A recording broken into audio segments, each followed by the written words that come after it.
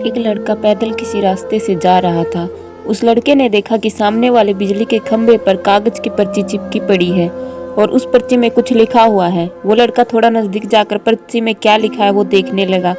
उस कागज की पर्ची में लिखा था, कल इस रास्ते से गुजरते वक्त मेरे 100 रुपए कहीं गिर गए थे। मैंने ढूंढने की बहुत कोशिश की लेकिन मुझे वो नहीं मिले। कृपया इस रास्ते पर कहीं भी किसी को भी मेरे 100 रुपए मिले तो इस पते पर पहुंचा देना। पर्ची में उसका एड्रेस भी लिखा हुआ था। लड़के को ये पर्ची पढ़कर उस एड्रेस पे जाने का मन करने लगा। वो लड़का उस एड्रेस पे जाने के लिए आगे बढ़ने लगा। उस एड्रेस पे जाकर लड़के ने देखा कि वहां पर एक झोपड़ी है। लड़के ने बाहर से आवाज लगाई तो उस झोपड़ी में से एक वृद्ध औरत लाठी के सहारे बाहर आने लगी। लड़के को पता चल गया कि वो औरत अकेली ही इस झोपड़ी में रहती है। वो लड़के ने उस वृद्ध औरत से कहा कि माँ जी, आपके 100 रुपए जो गिर गए थे वो मुझे मिले हैं, ये रहे आपके 100 रुपए।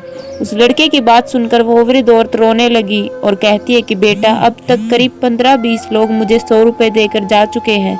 बेटा, मुझे ठीक से दिखाई भी नहीं देता और मुझे पढ़ना लिखना भी नहीं आता।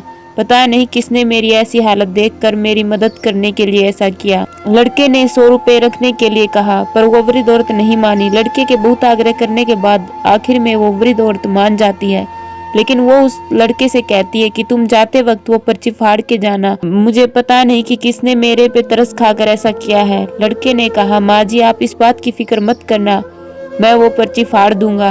अब वो लड़का उस वृद्ध औरत के घर से निकल जाता है। थोड़ी देर चलने के बाद उस लड़के ने सोचा कि आखिर मुझसे पहले आए हुए उन 15-20 लोगों ने भी इस माँ जी फाड़ने को कहा होगा, लेकिन उनमें से किसी ने भी पर्ची को नहीं फाड़ा, तो फिर मैं क्या फाड़। वो लड़का उस पर्ची को बिना फाड़े ही वहां से चला गया। उस लड़के के मन में उस व्यक्ति के लिए बहुत ही आदर और सम्मान था जिसने ये तरीका ढूंढा था और इस जरूरतमंद औरत की मदद की थी।